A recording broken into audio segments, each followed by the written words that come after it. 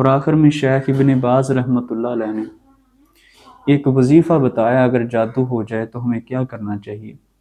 Berry के 7 पत्ते लें, 7 पत्ते लेके उनको 2 पत्थरों के दरमियान रगड़ लें और नहाने के लिए जितना पानी लेना ले लें, और वो जो है ना पत्ते उसमें मिक्स कर दें और उस पे सूरत फातिहा, सूरत फलक, सूरत नास, सूरत इखलास, सूरतुल काफिरून, आयतुल कुर्सी, सूरत बकरा की आखिरी 2 आयतें और दरूद इब्राहिमी ये पढ़ के दम करें, उसमें से पानी पी लें और नहा भी लें।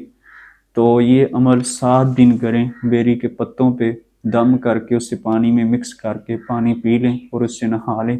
7 दिन लगातार करेंगे, कभी आप पे जादू के असर बिल्कुल नहीं रहेंगे। और ये भी एक तरीका है।